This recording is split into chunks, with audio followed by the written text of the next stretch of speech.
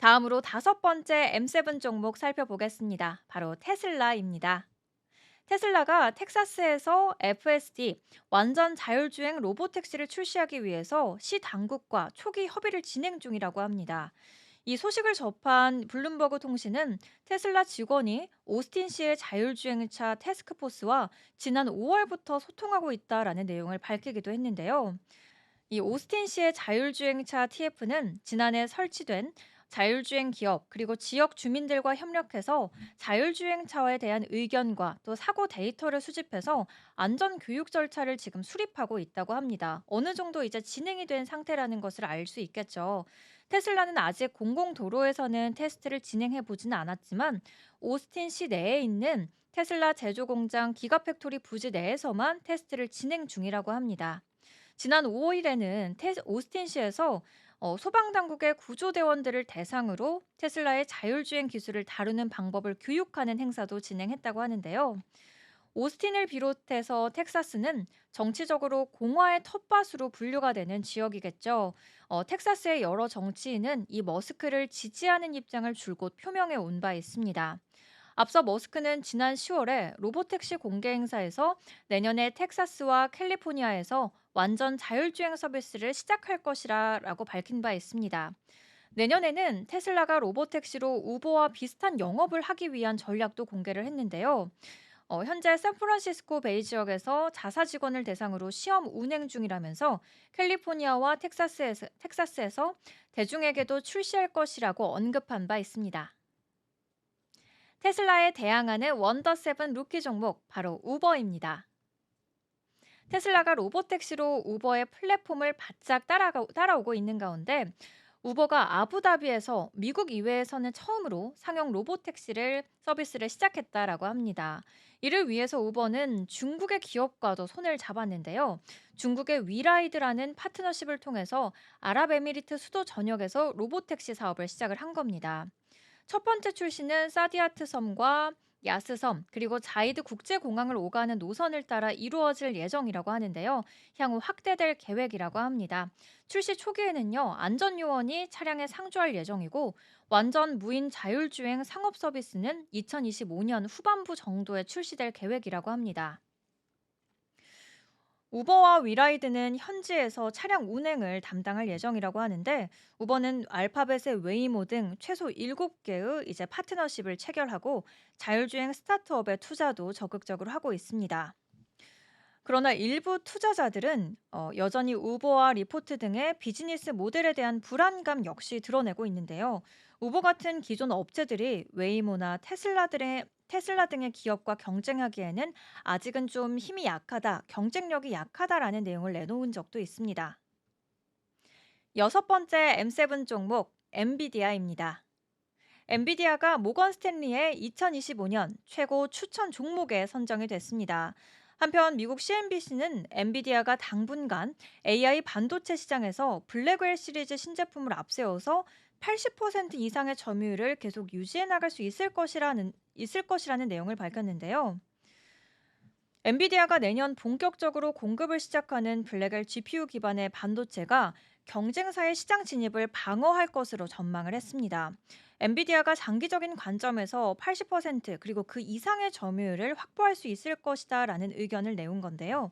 여기에 인공지능 GPU 시장의 유일한 경쟁사로 꼽히는 AMD의 점유율은 10% 이하에 그칠 것이라면서 내년의 점유율은 10% 이하, 4% 안팎이라고 언급을 한 바 있습니다. 그렇다면 엔비디아에 대항하는 M7에 대항하는 종목, W7 종목 알아봐야겠죠? 바로 AMD에 대해서 살펴보도록 하겠습니다. AMD는 엔비디아가 장악하고 있는 AI용 GPU 시장에서 꾸준한 성과를 내고 있는데요. 일각에서는 이미 최고의 평가를 내고 있는 엔비디아보다 AMD의 중장기 성장 잠재력에 대해서 높게 보기도 했습니다. 인텔이나 엔비디아와 달리 AMD는 일반 서버용 CPU뿐만 아니라 AI GPU 두 시장 모두에 발을 담그고 있기 때문에 꾸준한 공급 실적으로 업계의 신뢰를 쌓기도 있습니다. 시장 개화기에는 크게 주목을 받지는 못했지만 AMD가 엔비디아의 H100에 대항해 내놓은 AI용 GPU, MI 300이 기대 이상의 성과를 기록한 건데요. 업계에서는 AMD의 GPU 시장 점유율이 10% 수준에서 꾸준한 상승 곡선을 그릴 것이다라는 내용을 발표하기도 했습니다. 앞서 AMD는 지난달 말 3분기 실적 발표에서 매출이 전년 동기 대비해서 18% 증가한 68억 달러라고 밝히기도 했습니다. 특히 데이터 센터용 GPU가 포함된 데이터 센터 부분 매출을 살펴보자면 전년 동기 대비해서 122%나 성장한 35억 달러를 달성을 했습니다. 사실 엔비디아의 칩 공급이 수요에 비해서 부족하기 때문에 반사 이익을 거둔 셈이지만요. 결과적으로 엔비디아의 대항마로 시장에서는 AMD의 존재감을 각인시킨 것이라고 볼 수도 있습니다. AMD의 강점은 더 빠르고 민첩한 시장 대응력인데요. 2년을 주기로 신제품을 내놓는 엔비디아와 달리 AMD는 고객사들이 세부적인 수요에 대응하기 위해서 1년 주기로 신제품을 출시하고 있습니다. AMD CEO는 AMD의 제품이 엔비디아보다 동등하고 추론 분야에서는 1.4배나 뛰어난 성능을 가졌다고 자랑을 하기도 했는데요. 이 이후에 골드만삭스는 AMD의 AI 칩 매출 전망치를 향후 3년간 한화 기준으로 696조 원 규모로 상향 조정한 바 있습니다. 마지막 M7 종목 메타입니다. 미국 내에서 틱톡 사용이 제한된다면 가장 크게 수혜를 받을 종목 바로 메타가 꼽히고 있죠. 미국은 정치권을 중심으로 쇼폼 영상 플랫폼인 틱톡을 연일 때리기에 나서고 있는데요. 그중에서도 중국과 연관이 되고 있는 틱톡이 스파이 활동에 활용될 수 있다는 이유 때문에 금지법이 발효를 앞두고 있기도 합니다.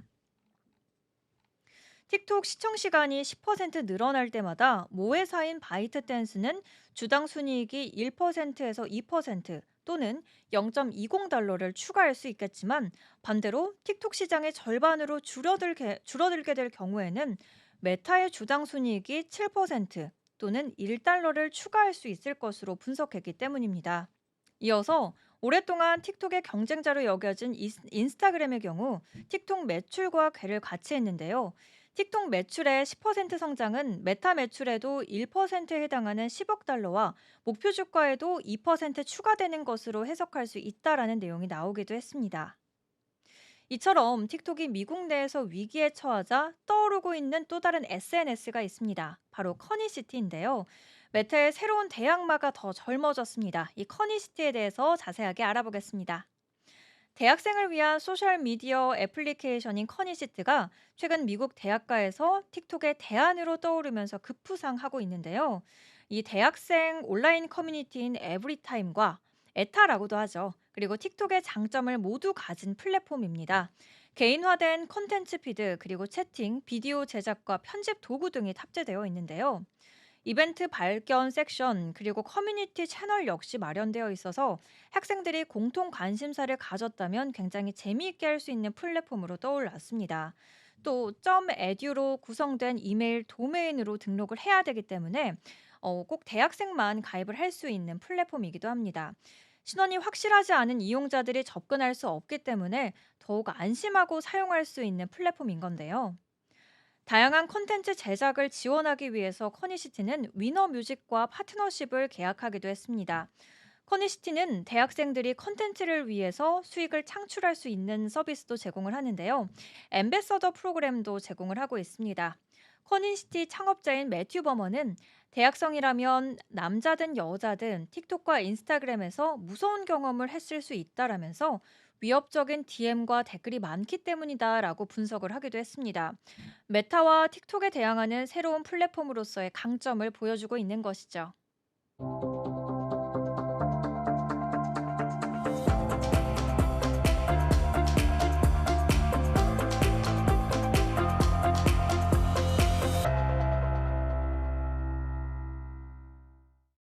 지금 바로 구독을 눌러보세요. 실시간 경제 뉴스, 투자 전문가들의 다양한 시황과 정확한 분석, 또 알찬 투자 정보까지 신뢰할 수 있는 저희 서울경제TV와 함께하세요.